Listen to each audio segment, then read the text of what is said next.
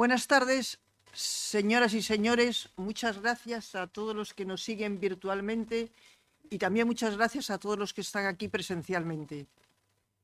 Desde luego, la conferencia de hoy, pues yo creo que nos afecta ya en estos momentos absolutamente a todos. Y se titula Regulando lo invisible, ética y derecho en la era de la inteligencia artificial.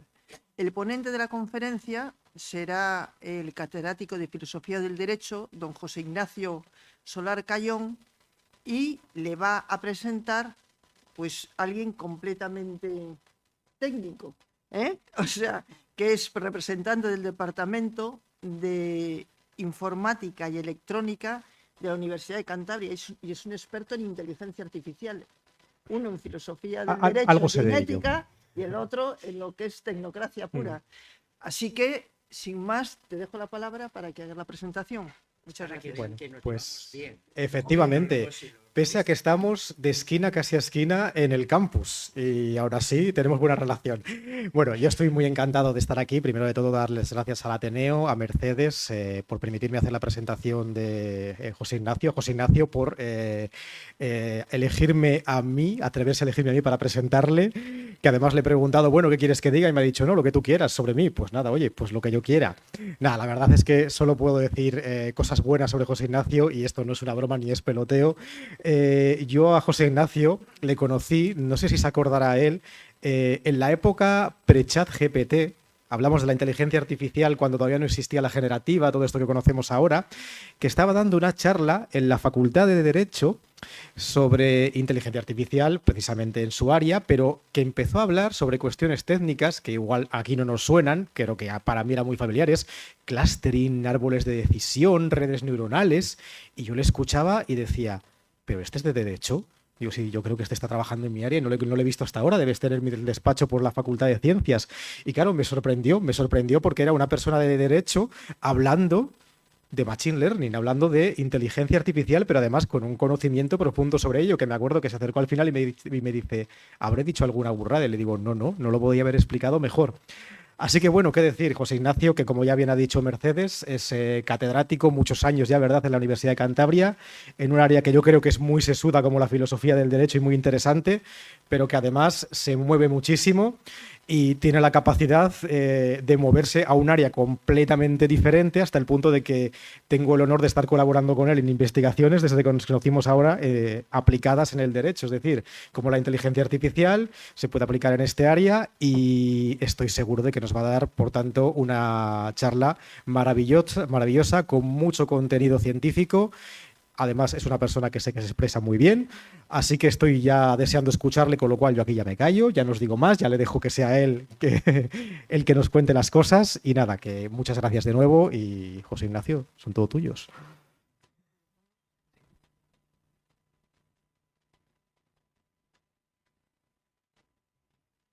Muy bien, pues muchas gracias, Diego, por esta amable presentación. En primer lugar, quiero agradecer al Ateneo y, como no, al Instituto de Física de Cantabria que me hayan invitado a participar en este ciclo de charlas sobre divulgación científica. Un jurista participando en charlas sobre divulgación científica, pero bueno. Y bueno, pues mi agradecimiento a ambas instituciones y por supuesto a todos ustedes. Es un placer estar esta tarde aquí compartiendo un rato hablando de un tema tan complejo y de tan acuciante actualidad como es la inteligencia artificial y tan relevante para el futuro de la humanidad, diría yo. Bien, sin más preámbulo, aquí les presento el índice de lo que va a ser mi intervención, ¿no? Después de una breve introducción hablaré de la carrera que se está produciendo a nivel global entre las grandes potencias por liderar el desarrollo tecnológico, por liderar el desarrollo de la inteligencia artificial y también por imponer un modelo regulatorio de la inteligencia artificial. A continuación, precisamente, hablaré un poco de los distintos enfoques o modelos regulatorios que están adoptando las diversas potencias en esa carrera por liderar el desarrollo tecnológico, me centraré en las 3 grandes potencias a nivel mundial, Estados Unidos, China y la Unión Europea, para finalmente hablar brevemente, lo que me dé tiempo, porque no quiero hacerme pesado, sobre el Reglamento Europeo de Inteligencia Artificial, que se aprobó hace ya justamente ahora 2 años, si no recuerdo mal, el 12 de agosto, perdón, el 12 de junio o el 14 de junio, mejor dicho, de 2024. Y finalizaré con un pequeño epílogo sobre el ómnibus digital. El ómnibus digital, ese nombre tan raro, se refiere a un paquete de medidas que ha presentado la Comisión Europea hace unos meses, donde ya, sin todavía entrar plenamente en vigor, sin ser plenamente aplicable el Reglamento Europeo de Inteligencia Artificial, ya lo va a modificar, ¿no? Y en una dirección que, en fin, que tal vez no sea la deseable. Pero bueno, de ello hablaremos. De manera que empezamos por esta introducción, una introducción para poner simplemente de manifiesto algo evidente, que es la omnipresencia de la inteligencia artificial en prácticamente todos los ámbitos de nuestra vida cotidiana, ¿no? Nosotros, ¿verdad?, utilizamos cada día muchas aplicaciones de inteligencia artificial que están en nuestro móvil, que las tenemos en casa, que las tenemos en el navegador de nuestro coche y en un montón de dispositivos inteligentes, relojes inteligentes y todo tipo de dispositivos electrónicos. Y somos usuarios de todas esas aplicaciones basadas en inteligencia artificial. Pero, por otro lado, hay otro aspecto, no sé si decir más ominoso, de la inteligencia artificial, y es que la inteligencia artificial está generando una infraestructura tecnológica invisible que nos rodea y que, a partir del análisis de nuestra huella digital, de los datos que vamos dejando en nuestras interacciones cotidianas, pues nos gobierna y modela nuestras decisiones de una manera imperceptible, de modo que no somos conscientes de ello, de manera que no solo somos usuarios activos de la inteligencia artificial, sino que también somos objeto, por decirlo de alguna manera, de la inteligencia artificial. O dicho de otra manera, estamos sujetos a la inteligencia artificial. Porque sistemas de inteligencia artificial cada vez es más habitual que decidan, por ejemplo, si nuestra entidad bancaria nos da un crédito o no, o si una empresa nos selecciona o no para un determinado empleo, o si accedemos a un determinado servicio público o no, o si nos atienden antes o después en urgencias o ante una emergencia. Muchas de estas decisiones y muchas otras, de las que no somos conscientes, cada vez con mayor frecuencia no son tomadas por personas, ¿verdad? Son tomadas de manera automatizada por sistemas de inteligencia artificial de una manera además opaca, porque no somos conscientes de ello ni nadie nos informa de ello, ¿no? Esto es lo que se llama la algocracia, el gobierno de los algoritmos, cómo los algoritmos nos gobiernan de una manera invisible nuestras vidas. Pero incluso más allá de esas decisiones que afectan a aspectos muy importantes de nuestra vida, como si nos dan un empleo o un crédito, más allá de eso, la inteligencia artificial genera conforma una arquitectura de elección que de manera imperceptible también va modelando y conformando muchas de nuestras decisiones y de nuestras elecciones, sin que seamos conscientes de ello. Pensamos que son decisiones nuestras, pero son decisiones que vienen orientadas, modeladas, conformadas por sistemas de inteligencia artificial. Muchas de nuestras decisiones de consumo consultamos a la inteligencia artificial para ver en qué hotel nos quedamos, para ver a qué restaurante vamos a cenar, o para ver a dónde vamos de vacaciones. Pero conforman también, por ejemplo, cosas más importantes, por ejemplo, nuestras elecciones políticas. Es muy conocido, ¿verdad?, porque generó un gran escándalo en el año 2018, la campaña electoral que llevó a cabo Cambridge Analytica, ¿verdad?, una consultora especializada en realizar campañas electorales para partidos políticos en la primera elección presidencial de Trump en el año 2016. 2016. Para quien no esté muy al tanto, diré simplemente que esta consultora, Cambridge Analytica, se hizo con el perfil de 87 millones de ciudadanos estadounidenses, accediendo a sus datos de Facebook, es decir, accediendo a sus mensajes privados, accediendo a esos indicadores donde esos usuarios ponían lo que les gusta o lo que no les gusta, y a partir de ahí hizo un perfilado individual de esos 87 millones de votantes, por cierto, casi más del 20% del censo, para determinar su personalidad, su ideología, sus gustos y preferencias, y generar y mandarles mensajes individualizados para orientar su voto en favor de Trump. Una estrategia que, en palabras de la propia compañía y del propio actual presidente de los Estados Unidos, resultó determinante para vencer en aquellas elecciones de 2016. ¿Vale? De hecho, ante este inmenso poder que tiene esta arquitectura de elección, hay quien ya ha propuesto, en el campo de la filosofía del derecho o del derecho en general, hay quien ha propuesto ya que se reconozcan una serie de derechos nuevos, como son los neuroderechos, para proteger nuestra libertad de pensamiento, nuestra mente. Neuroderechos como serían el derecho a la identidad, el derecho a la privacidad mental, el derecho a la libertad cognitiva o el derecho a la protección frente a sesgos algorítmicos, ¿no?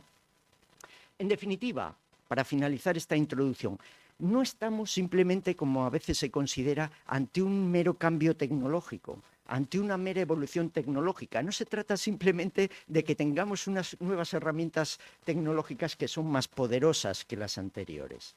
Se trata de algo muy distinto, profundamente transformador, profundamente disruptivo. La IA tiene la capacidad para transformar profundamente muchas de las estructuras y de los presupuestos políticos, morales, jurídicos, económicos, sobre los que se asienta nuestra convivencia democrática. Es muy serio. De manera que yo creo, bueno, pues lo que pongo aquí, que el dominio de la IA se presenta, a mi parecer, como el desafío definitorio de nuestra era. La cuestión es, ¿vamos a dejar que el desarrollo de la inteligencia artificial y, por tanto, la determinación de sus fines y de sus límites quede en manos del escaso puñado de personas que controlan las grandes plataformas digitales y las capacidades tecnológicas, junto con sus aliados políticos? ¿O vamos a someter estas tecnologías al control democrático y vamos a regularlas para hacer que su desarrollo se dirija hacia el bien común, hacia el interés general? Yo creo que cómo resulte la respuesta a esta pregunta determinará nuestro futuro más inmediato. Y no quiero ponerme trágico ni dramático. Porque, claro, a la vista de esto que acabo de señalar, no es nada sorprendente, no le resultará sorprendente que afirme que en la actualidad estamos asistiendo a una carrera a nivel mundial entre las grandes potencias por liderar el desarrollo de esta tecnología y de otras asociadas. Basta mirar la prensa cualquier día, y estos son recortes que he sacado de estas 2 últimas semanas, para que constantemente veamos este tipo de noticias, ¿no? La carrera por liderar la inteligencia artificial se intensifica. Estados Unidos y China parecen los que van en cabeza, ¿verdad? La Unión Europea, que va rezagada a la defensiva, multando a compañías chinas y a compañías estadounidenses que vulneran las legislaciones europeas en cuanto a protección de datos, en cuanto a servicios digitales. La Unión Europea ha llegado a imponer una multa de 4.000 millones de euros a Google, no hace mucho. Bueno, yo creo que a las tecnológicas les da igual, porque son mayores los beneficios que obtienen. He recogido también este último recorte de hace unas semanas que hace referencia a Palantir. Ahora en un momento voy a hablar de Palantir, que es uno de los gigantes tecnológicos estadounidenses y el principal valedor tecnológico o apoyo tecnológico de la administración Trump en estos momentos en sus empresas bélicas y en sus empresas de vigilancia masiva en el interior de los Estados Unidos. me parecía significativo porque, como se ve en el subtítulo, ¿verdad? Este Alex Karp, que es uno de los cofundadores de Palantir y su CEO, se lamenta con un poco de envidia de que en China van por delante porque, claro, como es una dictadura, no están sujetos a determinadas restricciones en el desarrollo de la inteligencia artificial. Y claro, él desearía lo mismo, ¿no? Lo cual ya nos da un poco un reflejo de la mentalidad de estos grandes tecnócratas o tecnoligarcas, más bien. De hecho, este mismo Alex Karp, CEO de Palantir, ha generado bastante revuelo porque hace menos de 2 meses, el 18 de abril de 2026, publicó en la red social X de su amigo Elon Musk, otro de estos tecnoligarcas, lo que se conoce como el Manifiesto Palantir, ¿vale? Un manifiesto que está constituido por 22 principios fundacionales de lo que yo llamo de manera suave una autocracia digital, privatizada y global. Otros, tal vez con más acierto, siendo más duros y probablemente más fieles a la realidad, lo han llamado 22 principios para el tecnofascismo. Bien, no voy a repasar los 22 principios, pero sí voy a señalar los puntos fundamentales, porque nos da idea de cómo se está jugando esta carrera global por liderar el desarrollo de la inteligencia artificial. ¿Cuáles son los puntos básicos de este manifiesto? Bueno, en primer lugar, el ejercicio de un poder duro, fundado en el dominio tecnológico. Como se recojo ahí literalmente, ¿no?, algunos de los principios, se ha acabado el soft power, se ha acabado el poder blando. Ya no se habla de multilateralismo, de diálogo, de consenso, de diplomacia, no. Se habla de imposición, de poder duro, de violencia, si es necesario, de fuerza, y todo a través del dominio tecnológico. Por cierto, esto yo creo que explica muchos de los acontecimientos políticos que estamos viviendo en la actualidad, claro. Una idea, ¿verdad?, que además es muy coherente con el propio eslogan de esta compañía, Palantir: tu software es tu sistema de armas, ¿no? ¿Cómo se concibe la inteligencia artificial? Como un arma. Porque, como se viene a decir en ese manifiesto también, ha terminado la era de la disuasión nuclear. Ha terminado la era de la Guerra Fría basada en el armamento nuclear. Y hemos entrado en una nueva era basada en la IA, en el dominio a través de la IA. La IA como el nuevo arma nuclear. Esta es la idea. Por tanto, si este es el contexto y este es el planteamiento, claro, la tecnología ha de estar al servicio del Estado en su proyecto de dominación global. Claro, Silicon Valley, todos estos oligarcas de Silicon Valley, dice Alex Karp, tienen una deuda moral con Estados Unidos, con el país que ha hecho posible su ascenso. Por tanto, la élite de Silicon Valley tiene la obligación positiva de participar en la defensa de la nación. Más que defensa, como hemos visto, es un proyecto de dominio global. Y detrás de este proyecto político, un poco aterrador, ¿verdad?, de dominio global a través de la tecnología, hay, claro, una ideología. Como es lógico, que además Alex Karp no tiene ningún apuro y ningún pudor en reflejar en este manifiesto. Hay toda una crítica a lo que él llama la burocracia. Claro, en el fondo es una crítica hacia las instituciones públicas, hacia las instituciones democráticas, y un intento de privatización del Estado, de ocupación del Estado. La administración pública es ineficiente, no es operativa, no cumple bien sus funciones, y esas funciones, por tanto, hay que vaciar esas instituciones públicas y tienen que ser ocupadas por los tecnoligarcas, por la tecnocracia, por estas compañías tecnológicas. De hecho, si recuerdan, una de las primeras medidas que tomó Donald Trump fue nombrar a Elon Musk como secretario de Estado de Eficiencia Gubernamental, con el objetivo precisamente de reducir al mínimo la administración federal y colocar esas funciones de la administración federal en manos de, entre otras, sus propias compañías tecnológicas, ¿no?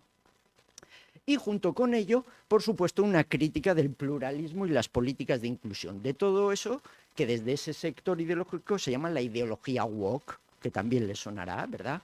Hay una defensa activa de una unidad cultural nacional basada en la raza, por supuesto blanca, basada en la religión, por supuesto cristiana, y basada en una ideología que podríamos llamar ultraliberalismo tecnológico en el sentido que acabo de decir antes, que pretende vaciar las instituciones públicas y que sean ocupadas por agentes privados, por las compañías tecnológicas, ¿no? Debemos resistir, dice el principio 22, la tentación superficial de un pluralismo vacío y sin sentido.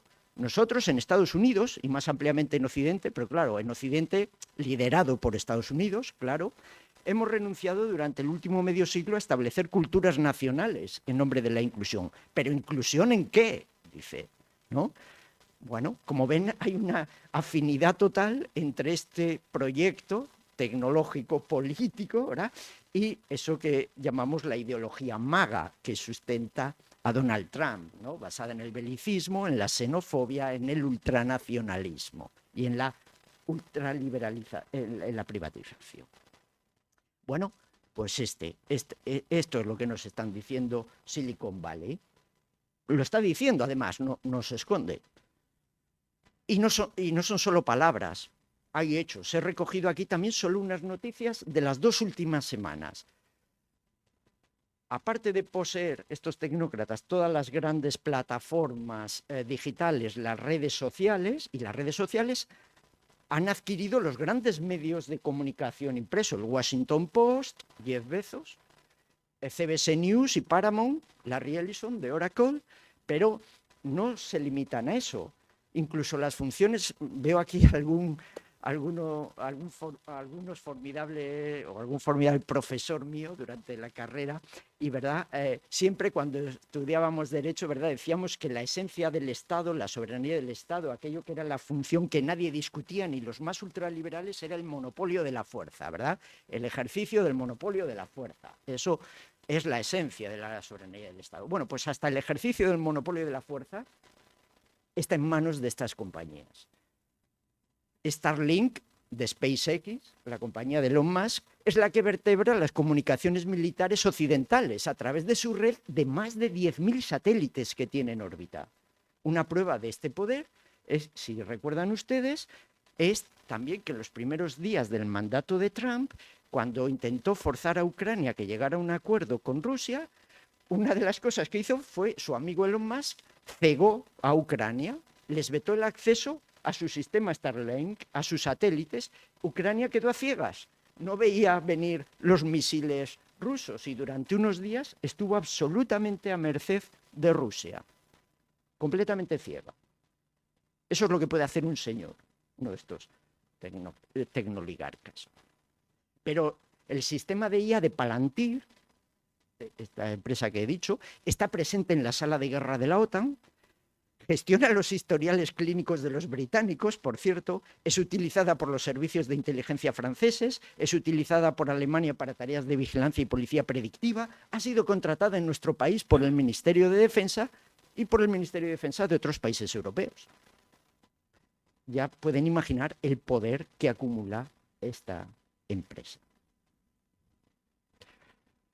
Ya que estamos en medio de la visita del pontífice León XIV, pues voy a sacar a relucir su encíclica Magnífica Humanidad, que tiene menos de un mes, la promulgó el 15 de mayo de 2026, cuya lectura recomiendo, y además es significativo porque el Papa se ha erigido en el antagonista, en la némesis un poco de esta élite de tecnoligarcas y sus aliados políticos, ¿no? Se ha alzado como una de las voces contrarias a toda esta situación que señalaba, ¿no? ¿Cuáles son los puntos fundamentales de la encíclica? Bueno, señala el Papa que estamos en una encrucijada histórica singular, en una situación absolutamente novedosa en la historia de la humanidad, donde el poder y la omnipresencia de las tecnologías emergentes se entrelazan, dice, con el tejido de la vida cotidiana, modelando los procesos de toma de decisiones a todos los niveles. Además, esas capacidades tecnológicas ya no están en manos de los estados, sino que están en manos, pues, de este puñado de tecnoligarcas sin ningún tipo de control, y ante eso, y esto me parece lo más interesante desde el punto de vista jurídico, claro, de la encíclica, dice ya no basta la ética, ya no es suficiente con hablar de ética, es necesaria una regulación jurídica de todo, de la inteligencia artificial. Porque si simplemente hablamos de ética, digamos, se nos impondrá la lógica tecnocrática. Estas grandes compañías impondrán su lógica. Es necesario límites jurídicos con sanciones, ¿no? Al fin y al cabo eso es lo que significan los límites jurídicos. Es más, va un paso más allá. Dice, no basta incluso con regularla, es necesario desarmarla. La utilización de este verbo no es casual, claro. Hemos visto cómo para estas compañías, ¿verdad? Y para sus aliados políticos, la IA es un arma, es el nuevo arma nuclear. Y el Papa llama a desarmar la inteligencia artificial. Y desarmarla, dice León XIV, significa sustraerla a la lógica de la competencia armamentística, que hoy ya no es solo militar, sino económica y cognitiva. Y desarmar quiere decir romper esa equivalencia entre poder tecnológico y derecho a gobernar. Pues nada, bien por el Papa en este caso. Siguiente apartado, enfoques regulatorios. Porque claro, esta carrera, no es solo por liderar el desarrollo tecnológico entre las grandes potencias, es también por imponer un modelo regulatorio. Cada una quiere imponer su modelo regulatorio. Ambas cosas van estrechamente unidas. Y cada una de estas tres potencias, Estados Unidos, China y la Unión Europea, han adoptado enfoques regulatorios distintos. Regulatorios o no regulatorios, como vamos a ver. Que es el caso de los Estados Unidos. Como se pueden imaginar de lo que llevo dicho hasta ahora, precisamente el enfoque que ha adoptado los Estados Unidos es un modelo antirregulación, antirreglamentación, no regular la inteligencia artificial y dejar que las compañías sean totalmente libres. Claro, Estados Unidos tiene las compañías más poderosas a nivel mundial, por tanto, dejarlas libertad es una ventaja competitiva. Es cierto que con el anterior presidente de los Estados Unidos, Joe Biden, emitió en noviembre de 2023, si no me equivoco, una orden ejecutiva para el desarrollo y uso seguro y fiable de la inteligencia artificial, que establecía unos principios éticos muy genéricos que además habían sido acordados previamente con las 7 grandes compañías tecnológicas que menciono ahí: Amazon, OpenAI, Microsoft, Google, Meta, Anthropic, Inflexion, es decir, las grandes. De manera que más que regulación era un ejercicio de autorregulación por parte de las propias compañías. Estas 7 compañías llegaron a un acuerdo en una serie de principios muy genéricos y lo que hizo Joe Biden fue darle forma jurídica a eso, pero no era más que un ejercicio de autorregulación.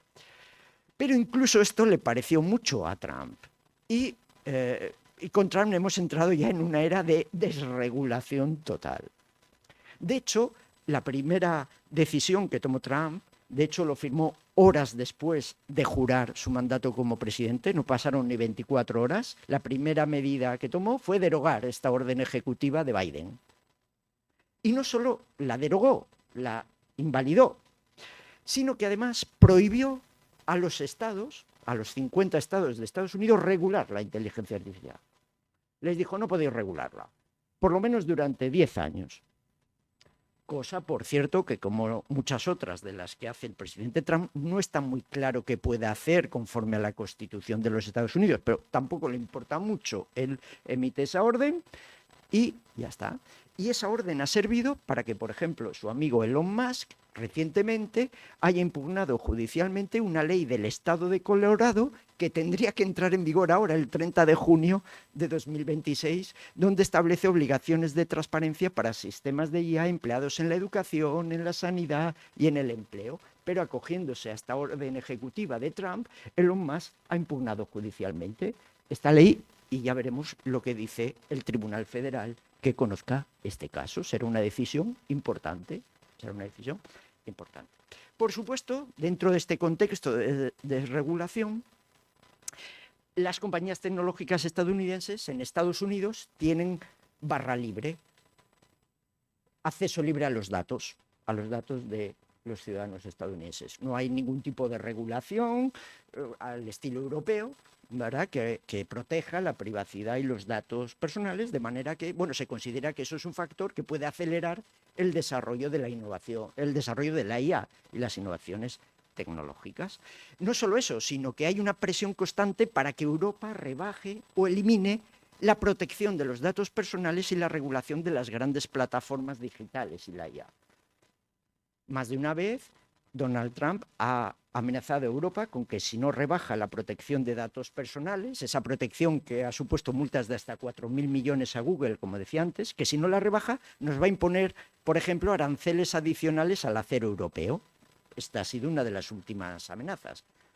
Pero a veces estas amenazas son más concretas. Por ejemplo, Estados Unidos ha sancionado al comisario europeo que impulsó el reglamento de servicios digitales en Europa. Le ha sancionado económicamente, le ha impedido la entrada en Estados Unidos y, en fin, le está dificultando la vida bastante.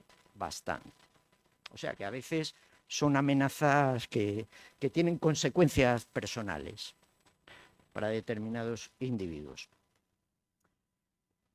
Está claro que hay una clara alianza entre la administración Trump y estas compañías tecnológicas que se ve por ejemplo, en la utilización de estos sistemas para la vigilancia masiva, por ejemplo, para la caza de inmigrantes, donde el software de Palantir es esencial. El software de Palantir, esa compañía que he dicho antes, es la que identifica, selecciona y geolocaliza a los inmigrantes que han de ser detenidos. Y también para las campañas bélicas que ha emprendido Donald Trump, la última, la de Irán, que por cierto sí que ha supuesto un pequeño conflicto con una de estas compañías. La historia es la siguiente. En enero de este mismo año, la administración Trump publica una orden en virtud de la cual todas las compañías de IA contratantes con la administración deben permitir sin límites que la administración utilice sus sistemas de IA para cualquier fin, bélicos incluidos. Ante esta orden, pues todos estos gigantes tecnológicos, bueno, pues lo admiten sin rechistar. Es más, todos ellos cambian sus códigos éticos para eliminar líneas rojas. Algunos en sus códigos éticos tenían como línea roja, por ejemplo, el no uso de sus sistemas para fines bélicos. Bueno, pues nada, no pasa nada, lo eliminan y pueden acceder a los jugosos contratos de la administración Trump. Solo hay una compañía que se ha opuesto, que es Anthropic.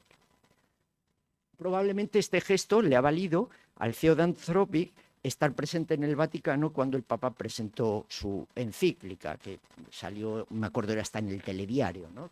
Como estaba allí presente en primera fila, como invitado especial del Vaticano. Entonces Anthropic se ha negado a que su sistema de IA, Claude, que por cierto seguramente algunos o muchos de ustedes lo utilizarán habitualmente, ¿verdad?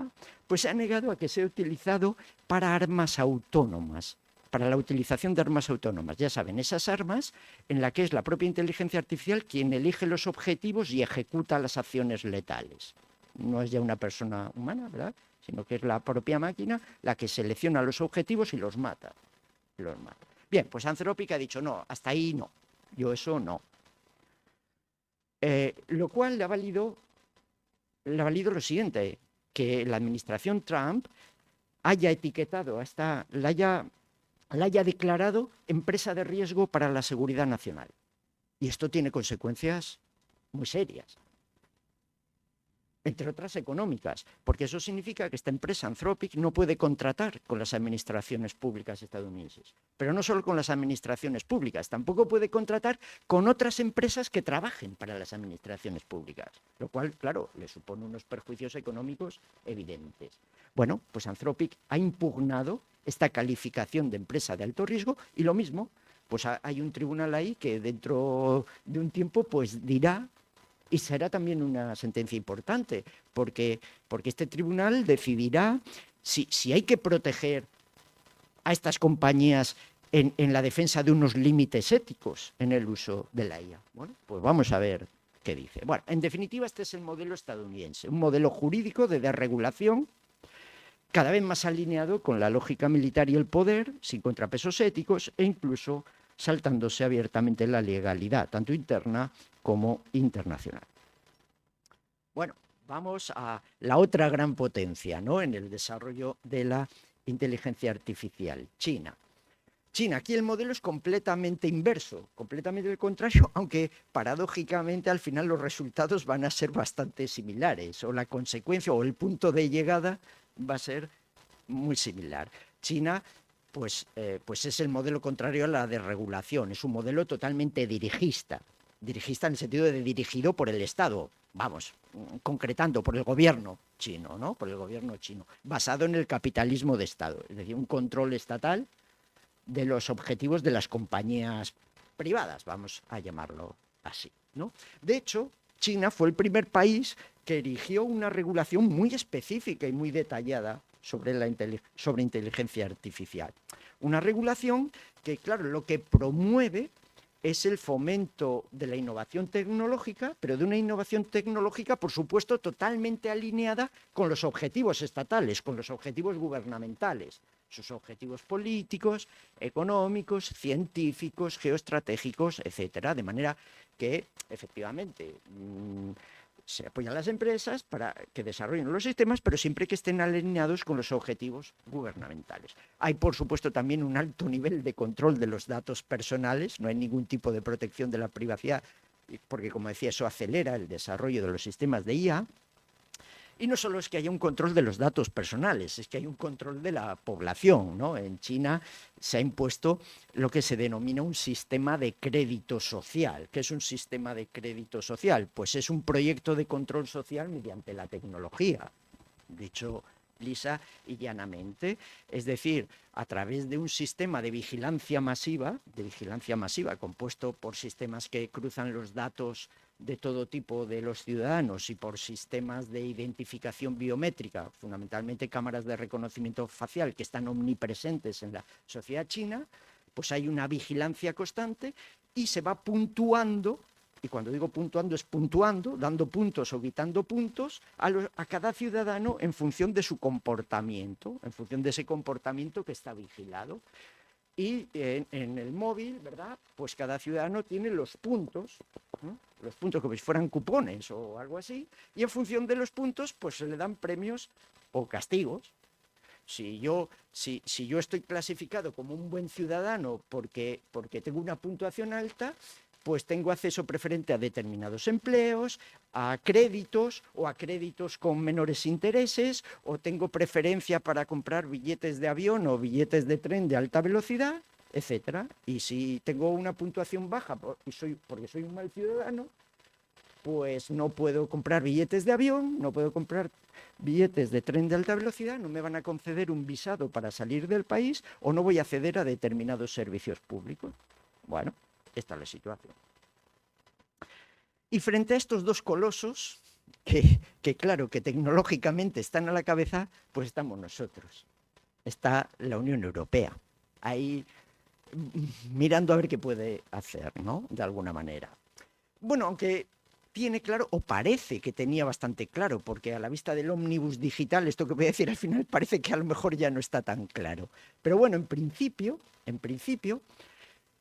la Unión Europea ha apostado por un enfoque regulatorio, como pongo ahí, de una inteligencia artificial antropocéntrica, centrada en el ser humano. Es decir, una regulación de la inteligencia artificial que promueva el desarrollo de una inteligencia artificial respetuosa con los valores fundamentales de la Unión, es decir, los derechos fundamentales, la democracia y el Estado de Derecho. Se trata, por tanto, de un modelo que no es solo regulatorio en el sentido de jurídico, sino también es un modelo cultural, podríamos decir, ¿no?, los valores que definen Europa o la cultura europea, o como queramos llamarlo.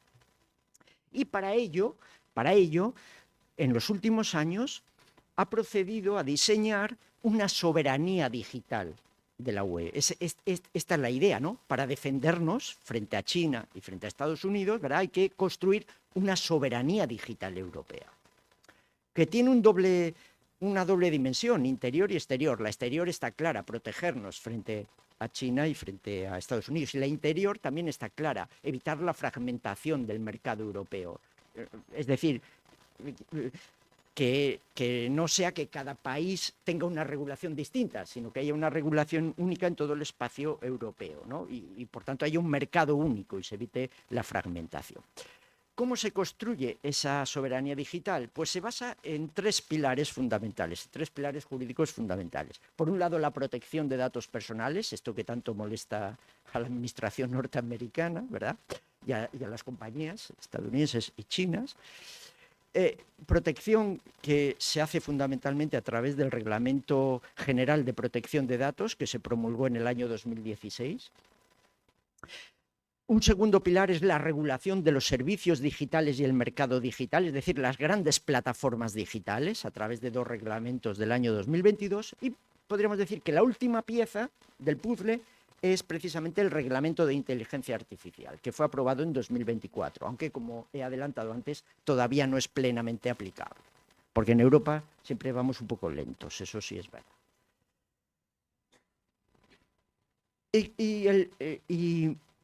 Y la idea, el objetivo de Europa, el ideal europeo, lo que le gustaría a la Comisión Europea es que este modelo europeo, esta regulación europea de la inteligencia artificial, el Reglamento Europeo de Inteligencia Artificial, se convirtiera en un modelo a nivel mundial. Tiene confianza en lo que se llama el efecto Bruselas. El efecto Bruselas es esa idea de que nuestra legislación se convierta en una referencia a nivel mundial. Cosa que a veces sucede, por ejemplo, con el Reglamento General de Protección de Datos ha sucedido. Hay muchos países en todo el mundo que han adoptado una legislación protectora de los datos personales que es prácticamente copiada del Reglamento General de Protección de Datos. Y la Unión Europea espera que con este reglamento de inteligencia artificial pase lo mismo. Y de hecho ya hay algunos países que lo han hecho. Por ejemplo, Corea del Sur. Corea del Sur tiene una ley de inteligencia artificial que es prácticamente un corta y pega del reglamento europeo. Y no solo ha hecho una legislación igual que la europea, sino que ellos sí ya la han puesto en aplicación desde enero de 2026. Es decir, no solo nos han copiado, sino que nos han adelantado en la puesta en aplicación. Pero hay también otros países, como Chile o otros países iberoamericanos, que en este momento están desarrollando leyes de inteligencia artificial y que están tomando como referencia fundamental el reglamento europeo, ¿no? Bueno, de manera que ese es el objetivo, posicionar a la Unión Europea como líder mundial en el desarrollo de una IA segura, fiable y ética, a través fundamentalmente del Reglamento Europeo de IA, que como ven tiene un título muy largo que no voy a reproducir.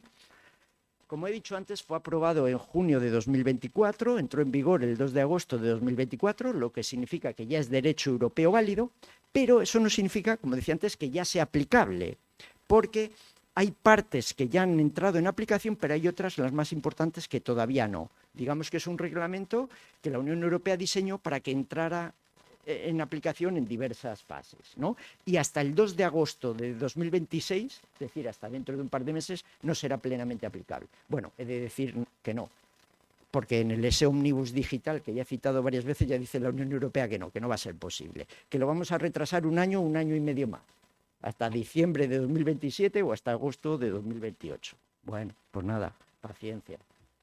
Y mientras tanto, las compañías tecnológicas pueden operar libremente, bueno, libremente, sujetándose al Reglamento General de Protección de Datos y demás. Voy casi, no sé si terminando, pero ya no me queda mucho, porque no quiero aburrirles. El objetivo de este reglamento es establecer una regulación segura, es decir, que garantice la seguridad, la salud y los derechos fundamentales de los ciudadanos europeos, por supuesto, pero a la vez, claro, que sea flexible, que no sea muy rígida, es decir, que no impida la competitividad europea, que no ponga trabas innecesarias a las empresas europeas en el desarrollo de sus sistemas de inteligencia artificial, porque entonces estarían en inferioridad de condiciones con respecto a los chinos y con respecto a los estadounidenses. Bueno, cosa que ya estamos, pero bueno, para que no estén todavía en peores condiciones, ¿no? Entonces, trata de buscar este equilibrio entre la protección de los derechos fundamentales, pero que no sea demasiado rígida e impida la innovación. Y para conseguir este equilibrio, estas últimas voy a un poco deprisa, para conseguir este equilibrio adopta lo que denomina un enfoque basado en el riesgo. Este reglamento adopta un enfoque basado en el riesgo, que vendría a ser algo así como una expresión del principio de precaución. ¿Qué quiere decir esto? Pues quiere decir que la idea es que cada sistema de inteligencia artificial tenga una regulación, tenga unas obligaciones, tenga que cumplir unos requisitos, mejor dicho, que sean proporcionales a la intensidad y el alcance de los riesgos que tenga ese sistema en un determinado contexto específico de aplicación. Es decir, que si un sistema es muy peligroso, tiene graves riesgos de producir consecuencias perjudiciales, o estará prohibido o se le pondrán unos requisitos muy exigentes, mientras que si no tiene tanto riesgo, pues los requisitos serán menores, serán más suaves, ¿no? Esta es la idea, la de la proporcionalidad en la regulación conforme a los riesgos que conlleve en el contexto específico de aplicación. Esto es importante. El reglamento, más que regular sistemas, como a veces se piensa, regula usos de los sistemas. Porque un sistema en sí mismo de inteligencia artificial, utilizado en un determinado contexto y en determinadas condiciones, puede ser muy peligroso, y ese mismo sistema, utilizado en otro contexto y en otras condiciones, pues puede no ser peligroso. De manera que lo que se califica como más o menos peligroso es el uso del sistema, no el sistema en sí. Aquí está la pirámide de los niveles de riesgo. El reglamento establece 4 niveles de riesgo. Riesgo inaceptable, y por tanto estos sistemas van a estar prohibidos en Europa. Bueno, de hecho ya están prohibidos, porque esta parte es aplicable desde febrero de 2025, si no recuerdo mal, con lo cual esta parte ya sí es aplicable, la de los prohibidos, porque claro, son los más peligrosos.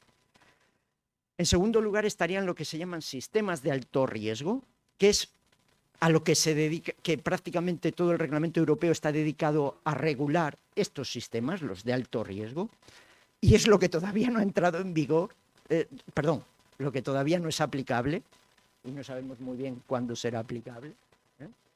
Luego, un tercer nivel, que son, bueno, los de alto riesgo se podrán utilizar, están permitidos, pero están sometidos a unos requisitos bastante exigentes para que puedan ser utilizados. En tercer lugar estarían los sistemas de riesgo limitado, a los que únicamente se les impone unas obligaciones muy ligeras de transparencia. Y por último estarían los sistemas de riesgo bajo o mínimo, que estos no están sujetos a ninguna obligación.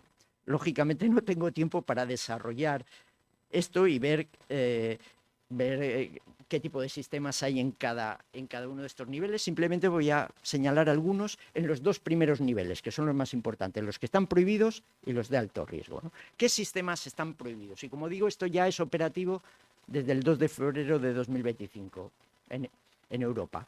Pues, por ejemplo, los sistemas de crédito social que he dicho antes que utilizan los chinos. Ese sistema de crédito social en Europa está prohibido, ¿vale? También todos aquellos sistemas que utilicen técnicas subliminales o de manipulación o engañosas, o que aprovechen las vulnerabilidades de grupos de personas por su edad, por su discapacidad, por su situación social o económica, para alterar el comportamiento de esas personas cuando esa alteración del comportamiento les provoque perjuicios considerables, ¿no? Por ejemplo, que lleve a personas a consumir y a arruinarse, ¿no? Porque les manipulan, ¿no? Manipulan su conducta aprovechándose de su discapacidad, de su edad, etcétera, y les lleva a consumir frenéticamente. Sistemas utilizados para inferir las emociones de las personas en los lugares de trabajo y en los centros educativos, es decir, a los trabajadores, y nosotros en la universidad, nuestros estudiantes, no podemos someterles a sistemas de reconocimiento de emociones para ver si están contentos o no, si son felices con nuestras clases o no. Y, por supuesto, también están prohibidos los sistemas de identificación biométrica remota en tiempo real en espacios de acceso público con fines de aplicación de la ley. Es decir, estos sistemas de vigilancia masiva a través de cámaras en tiempo real, donde nos van identificando en tiempo real, ¿verdad? Y van controlando nuestro comportamiento. Bueno, esto que está en relación con lo que decía antes de China, pues aquí está prohibido. Actualización, ¿verdad? Ahí en rojo, porque hace unas semanas se han incorporado 2 nuevas prohibiciones. 2 nuevas prohibiciones que además han sido propuestas por el gobierno español, fue a iniciativa del gobierno español, que son aquellos sistemas que generen deepfakes, es decir, estas imágenes falsas, ¿verdad? Que se generan con inteligencia artificial para desnudar a personas, ¿eh? Por ejemplo, la aplicación Grok de X, de Elon Musk, ¿no? Que le pones una imagen de una persona y te la desnuda, ¿no? Pues esto está prohibido, va a estar prohibido, mejor dicho, porque esto todavía no ha entrado en vigor. Y también los sistemas que se utilicen para generar contenidos de pornografía infantil. Usos de alto riesgo. Ya voy terminando porque estos son los últimos que señalar. Son aquellos sistemas cuya utilización pueda tener consecuencias perjudiciales significativas para la salud, la seguridad y los derechos fundamentales de las personas, ¿no? Y son sistemas que fundamentalmente se utilizan en estos ámbitos. Estos son los ámbitos de los sistemas de alto riesgo. Los sistemas de identificación biométrica, categorización biométrica y reconocimiento de emociones, aquellos sistemas de IA que se utilicen para gestionar infraestructuras críticas, por ejemplo, el tráfico, ¿no?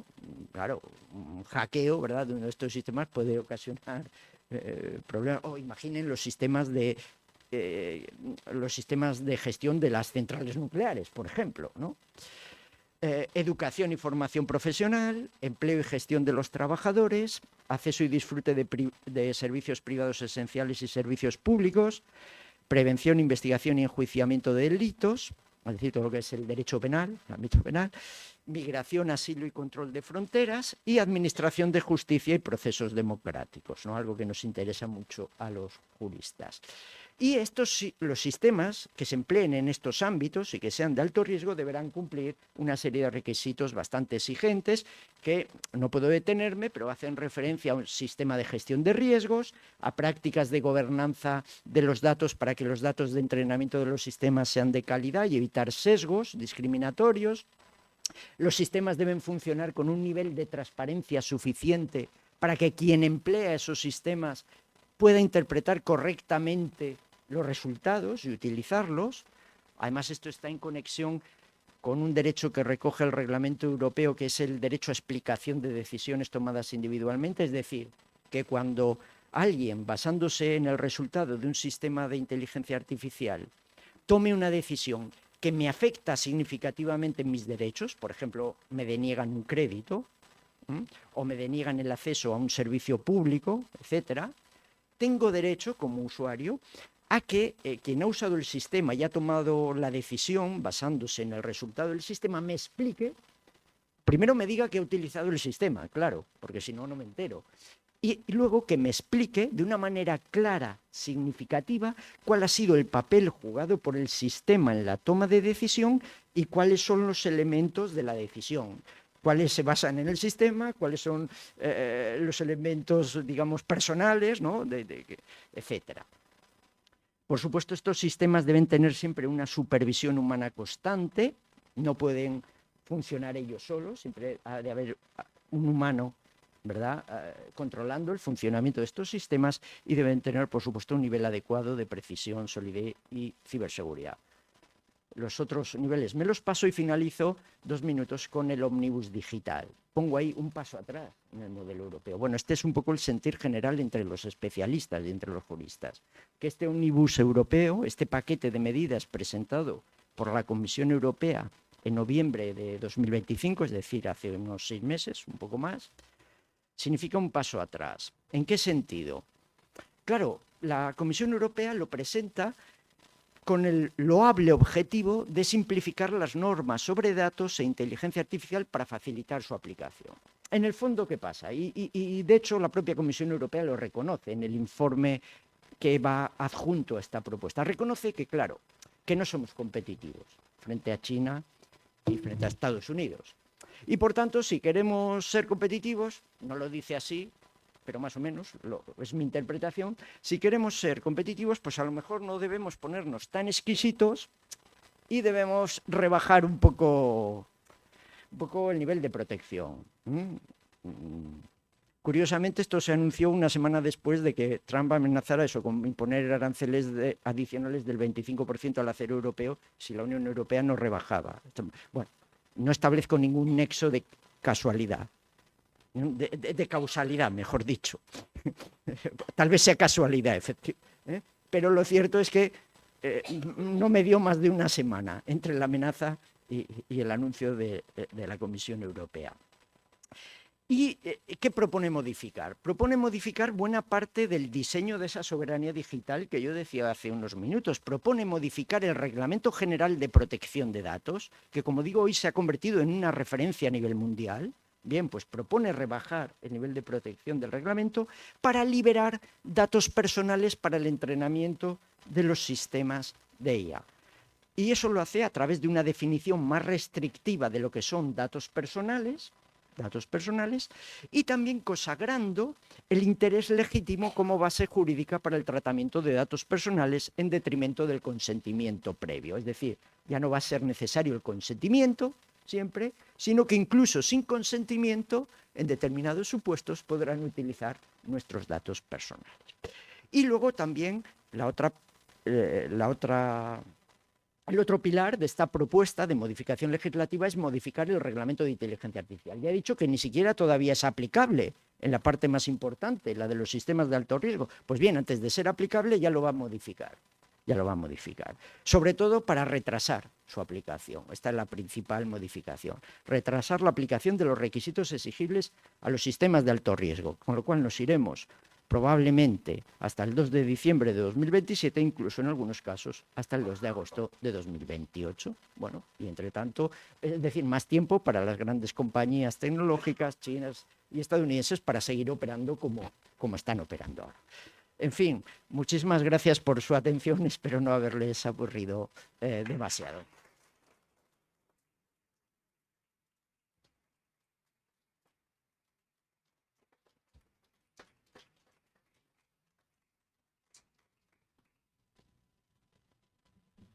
Muchísimas gracias por la conferencia, ha sido magnífica y da pánico, ¿eh? Sí, no es mi intención, pero... Antes de que el público pase a hacer las preguntas que considere pertinente, yo quería preguntarle a don Íñigo cómo ve usted la situación como tecnócrata auténtico. Porque claro, él intenta regular, pero usted intentará desregular, no lo sé. En absoluto, en absoluto. Bueno, yo soy trabajador de la ciencia en la inteligencia artificial. Tecnócrata poco, porque no tengo ni siquiera medios de producción a mi alcance para manejar. Bueno, lo primero de todo de decir que yo creo que la charla ha sido muy interesante, ¿no? Seguramente habrá gente con muchas preguntas aquí, muchas dudas, ahora más todavía después de ella, sobre el futuro, sobre todo, ¿no? Porque yo creo que de lo que se trata sobre todo es de a dónde nos lleva todo esto, que yo creo que José Ignacio nos ha dado una pequeña pista, pero aún así nos deja con la incertidumbre, ¿verdad? Porque nadie lo puede saber. A ver, voy a dar mi punto de vista, como me has pedido, Mercedes, como persona que, vamos a decir, conoce la tecnología. Por un lado, yo diría que este tipo de cambios, la humanidad ya los ha vivido en otras ocasiones. Hablo de cambios en el sentido de desarrollo tecnológico disruptivo que en algún momento determinado cambia nuestra forma de ver el mundo, nuestra forma de producir, ¿no? Que al final es lo que marca cómo nos comportamos y cómo nos formamos como sociedad, ¿no? Pues cómo producimos, al final son las relaciones sociales, ¿no? Resumidas en sí mismas.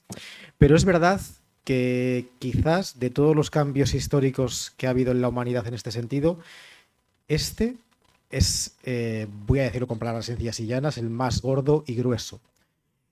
Sin embargo, como persona que trabaja en la tecnología, yo, al contrario de lo que mencionabas, Mercedes, de verdad estoy a favor de la regulación. Y estoy a favor de la regulación porque sé lo que supone no regular, pero creo que no hace falta decir mucho más de lo que ya ha dicho José Ignacio hace un momento. No regular lo que hace es que unas pocas personas, que son las que al final tienen la posesión de estos medios, en este caso de la tecnología de inteligencia artificial, sean las que decidan cómo, cuándo utilizarlas, para qué. Y yo creo que por lo que se debería luchar, y es por lo que voy a romper una lanza a favor de la Comisión Europea, aunque como dice José Ignacio ahora está reculando un poco, tendríamos que ser todos los ciudadanos los que nos tengamos que y podamos beneficiar de esta tecnología. Creo que si no democratizamos el acceso a la misma, no democratizamos algo muy importante también, que es la educación en cómo se utiliza, para qué y cómo funciona, que eso también es muy importante. Si la utilizamos, conocer lo que hay por detrás, pues entonces efectivamente esto va a estar en manos de 4 personas que, bueno, van a dirigir el mundo como ya están haciendo ahora mismo. Con lo cual, resumo, mi respuesta es regulación, siempre permitiendo el desarrollo tecnológico, claro, pero necesaria, necesaria. Muchísimas gracias, Diego, y muchísimas gracias, José Ignacio, porque este acuerdo nos tranquiliza, o sea que fenomenal. Y como siempre en el Ateneo, la palabra la tienen ustedes. Una exposición magnífica, estoy completamente de acuerdo. Y yo más que preguntas, tengo aclaraciones. Rusia no está entre las grandes potencias en inteligencia artificial, o al menos no lo ha citado. Y luego, según su propia exposición, Europa estará permanentemente en desventaja, porque si Estados Unidos se encamina a lo que digitalmente pudiera considerarse la nueva Alemania nazi y China es un estado totalitario, pues estaremos siempre en desventaja por otras razones. Además, y es lo que me gustaría que me aclarara, primero porque en Europa, lógicamente, vamos a regular, afortunadamente. Segundo, porque no tenemos pues las grandes empresas que tienen Estados Unidos, y vamos, es un factor, imagino que determinante. Y luego, y quizá la pregunta no sea para usted, sino para el presentador, se ha hablado hasta ahora de lo mala que es la inteligencia artificial si no se cuida la regulación y tal, pero me gustaría que me hablara pues precisamente de las ventajas que conlleva para el ciudadano medio. Le daré un ejemplo personal. Tengo algún problema visual y a mí, por ejemplo, las gafas inteligentes pues me están haciendo un bien extraordinario.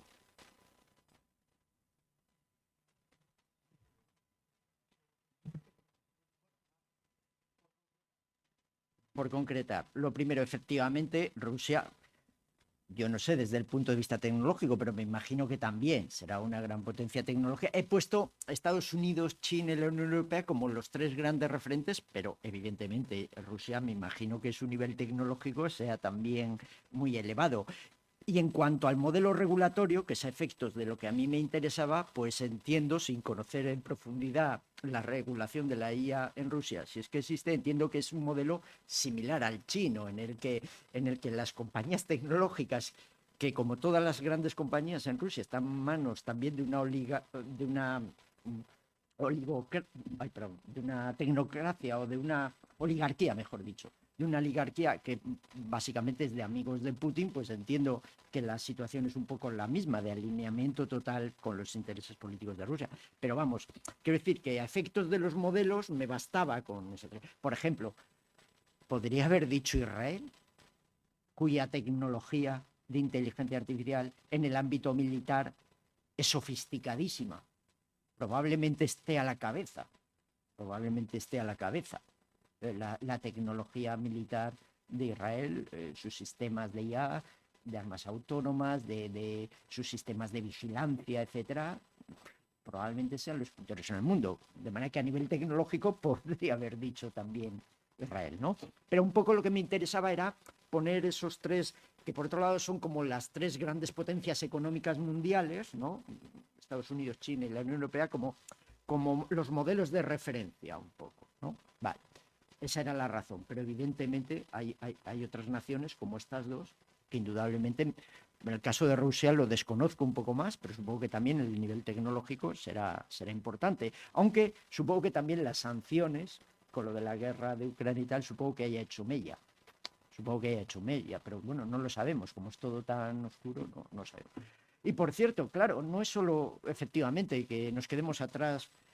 Bueno, porque ya partíamos de una situación de desventaja, porque a lo mejor una regulación excesivamente rígida, pues efectivamente puede ser otro obstáculo, aunque yo creo que es irrenunciable la protección de ciertos derechos. Y si eso nos cuesta algo a nivel de desarrollo tecnológico, pues es un coste que yo personalmente estoy dispuesto a asumir como ciudadano y entiendo que una sociedad democrática debe asumir.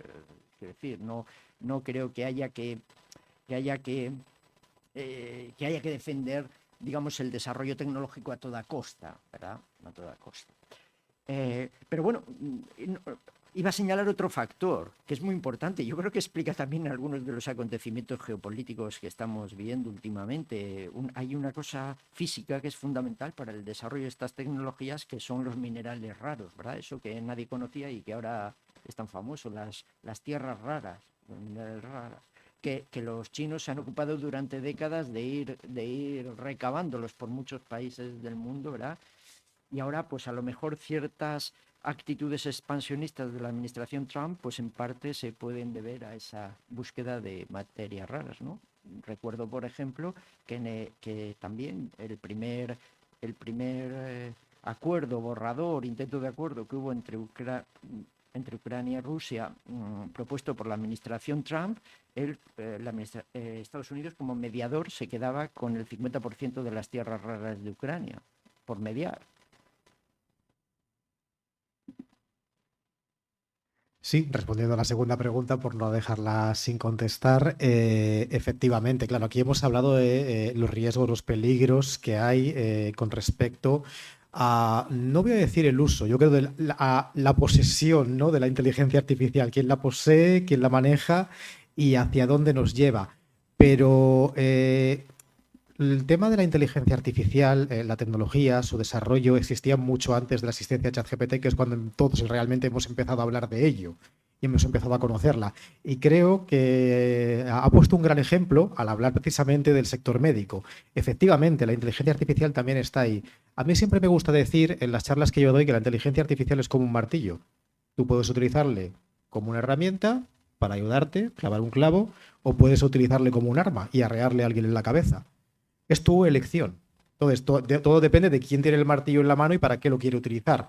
Claro, si lo quieres utilizar, como decía José Ignacio, pues para la guerra, efectivamente, pues lo vas a utilizar como un arma, lo vas a utilizar para fines poco éticos que todos conocemos. Pero ahí está el campo de la medicina. Los grandes avances de la medicina de los últimos 10 o 15 años no se hubieran conseguido sin la inteligencia artificial. Hablamos de las gafas, ¿no?, que te permiten ver mejor, pero podemos hablar también de, por ejemplo, el reconocimiento de tumores en colonoscopias o de tumores cerebrales, en áreas donde antes no podíamos llegar o donde llegábamos, pero el humano no era capaz de verlo con claridad. Y ahora una máquina es capaz de decirte, oye, que igual ahí hay algo que debes mirar con más atención y tratar. ¿Vale? Todos esos avances están ahí y son gracias a esta tecnología, a la inteligencia artificial. Y por no extenderme mucho, yo también mencionaría que este tipo de tecnología se puede utilizar para otras cuestiones más éticas o vamos a decir benignas socialmente hablando, como son, por ejemplo, detectar poblaciones o sectores de la población en situación de vulnerabilidad y determinar qué ayudas son necesarias para que esos sectores de la población puedan desarrollar su vida, tener una profesión, tener una casa, que bueno, ahora mismo pues sabemos que es difícil, ¿no? En fin, pero que esa tecnología está también ahí para eso. Y hay usos cuyo objetivo son, pues eso, ayudar a la gente y también a nuestra democracia, a acceder mejor a la información, a detectar lo que es desinformación, claro, pero todo esto si está bien utilizado y si es accesible para todo el mundo. Entonces, termino diciendo, efectivamente, esta tecnología bien utilizada y si es democratizada, es decir, si se garantiza el acceso universal y, voy a decir, no capado para que se me entienda, a todo el mundo y no a unos pocos privilegiados, es una tecnología que socialmente nos puede ayudar a avanzar.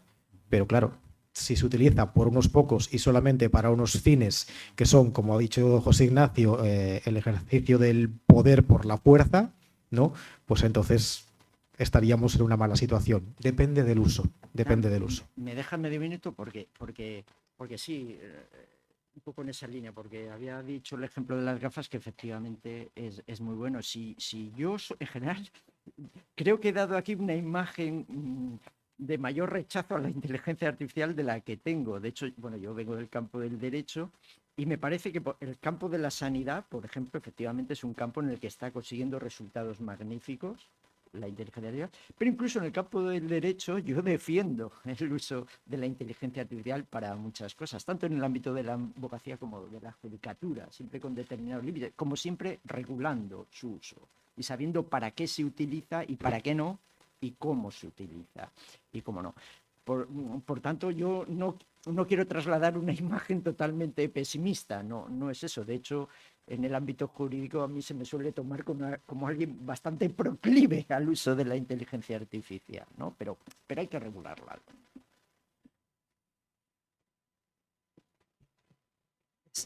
Gracias por mencionar lo de las tierras raras. Es que sé que no es el tema porque este tema es la ética, pero hay un coste material inconmensurable en esto que comercialmente conocemos como IA, que con todos mis respetos al informático, la IA no es más que una manera comercial de llamar a cierto tipo de programas informáticos que son que pasan la raya de lo que entendemos como maquinal y pretendemos que simulen cosas que son propias de un ser pensante.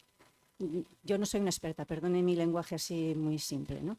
No es el tema, pero sí que convendría apuntar, si no es para esta charla, para otra, el coste material de esto que llamamos IA, cantidades inconmensurables de recursos naturales, cantidades inmensas de electricidad, cantidades inmensas de agua para refrigerar todos esos sistemas.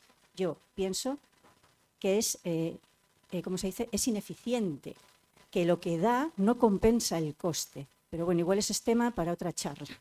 Como la charla es sobre la ética, sí que me gustaría hablar de la cuestión ética y de un tema que nunca se habla en estas charlas y que me preocupa mucho. Yo no tengo esa visión optimista de usted de que, estos tecnócratas han invertido miles de millones en crear algo para ofrecérselo filantrópicamente a la humanidad. Es como pensar que Monsanto invirtió miles de millones de dólares en inventar los transgénicos para regalárselo a la gente pobre y darle de comer. Yo no creo que haya una intención filantrópica detrás de todo esto, pero bueno, si los gobiernos se deciden a intervenir, igual hay una esperanza de que haya un buen uso. Como no quiero monopolizar la charla, me gustaría centrarme en la parte que nunca se menciona. Hemos hablado del uso que damos y aquí a este lado de la pantalla, pero aparte del coste material que ha mencionado, que ha apuntado usted, detrás de la pantalla hay un coste humano del que jamás se habla. Estos programas de inteligencia artificial, y aquí el informático sabe más que yo, funcionan básicamente unos y ceros, como todos los programas informáticos, ¿no? Datos. La diferencia entre el Word y ChatGPT es que ChatGPT son cantidades inmensas, inconmensurables de datos. Los datos implican gente etiquetando esos datos. Nunca se habla en este tipo de charlas de que para que exista lo que comercialmente entendemos como inteligencia artificial es necesario que haya millones de esclavos en el tercer mundo etiquetando datos 14 horas al día por 80 céntimos la hora. Si habláramos de ese tema, igual no hacía falta hablar de nada más, porque para decir yo quiero que exista inteligencia artificial, tengo que plantarme delante de un espejo y tengo que decir quiero que existan esclavos, porque cuando se necesitan cantidades tan descomunales de datos para que funcione un programa, es matemáticamente imposible pagar un sueldo justo a esa cantidad tan grande de mano de obra, porque entonces tendríamos que pagar 1.000 euros cada vez que usáramos ChatGPT. Entonces, ¿por qué nunca hablan de esta parte del coste humano? Porque para que yo tenga esta comodidad, otros tienen que estar jodidos. Perdónenme la palabra. Es como los romanos que estaban en las termas disfrutando de esa maravillosa comodidad, pero abajo estaban los esclavos con mierda hasta las rodillas y asfixiándose. Perdónenme que eso no, en teoría no nos afecta porque no hay etiquetadores de datos en España, eso es siempre en países del tercer mundo, pero ¿por qué nunca se habla de esta parte? Y perdonen que mi pregunta haya sido tan larga. Pues, claro, yo en el tiempo, claro, nos llevaría horas. Yo en el tiempo del que dispongo intento trasladar una idea genérica del asunto, pero efectivamente hay otros temas incluso que tienen que ver con la ética sobre el desarrollo de la inteligencia artificial que efectivamente son muy importantes. El consumo energético, claro que sí, son ingentes los recursos materiales. Lo estábamos hablando arriba, creo con alguien. Lo que pasa es que yo, quiero decir, no sé dar datos exactos, no soy un técnico en esa materia, pero efectivamente el hecho, un prompt que hagamos en ChatGPT, un prompt supone un consumo ingente de recursos materiales. Es decir, simplemente preguntar, no somos conscientes de ello. No somos conscientes de ello. Pero lo que pasa es que no sé dar datos, no sé dar datos, pero nos asombraría a todos. Es increíble el coste energético. De hecho, estos centros de datos, por cierto, no quiero meterme en ningún problema político, ¿verdad? Aquí, pero estos centros de datos que proliferan, por ejemplo, en Estados Unidos, miles de centros de datos, bueno, consumen tal cantidad de energía que un centro de datos de un cierto tamaño puede consumir la energía de una ciudad como Santander perfectamente, incluso de toda la provincia, de toda la región. Quiero decir, es ingente. Pero bueno, claro, yo como no sé tampoco, no sé mucho de eso, no soy un técnico y un experto en eso, no me he metido. Y en cuanto a lo de el sufrimiento humano que hay detrás, pues también es verdad, efectivamente. Por cierto, la encíclica papal habla de eso. Lo trata bastante en profundidad, ¿no? Las condiciones laborales a las que están, por llamarlo de alguna manera, porque más bien serían de esclavitud, a las que están sometidas muchas personas para el desarrollo de la inteligencia artificial. Yo no sé esto Diego igual lo puede contestar mejor, pero yo creo que eso a lo mejor técnicamente se puede ir sabiendo. No sé, por ejemplo, ahora se trabaja mucho con datos sintéticos y demás que son creados por los propios sistemas de inteligencia artificial. Es decir, necesito muchos datos y además ya tengo muchos datos porque ya he recopilado muchos datos, pero necesito más datos. Los propios sistemas van creando sus propios datos sintéticos. No sé si esto a lo mejor puede ser una vía para... Sí, por aclarar. Y bueno, también voy a responder brevemente a dos cuestiones que a mí me han parecido muy interesantes. Una, el tema de la etiqueta de inteligencia como inteligencia artificial. Eso es un debate que está muy presente entre los tecnólogos y entre los humanistas, entre los filósofos, porque realmente, claro, lo llamamos inteligencia artificial porque como etiqueta queda muy bien.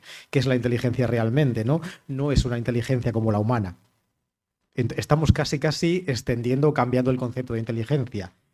Percibir y razonar. Eso es lo que sí que hacen estas máquinas. Perciben un entorno de forma mecánica, sobre eso hacen un razonamiento según cómo han aprendido y responden, te dan algo. Como una aspiradora inteligente cuando detecta un obstáculo y se gira, básicamente.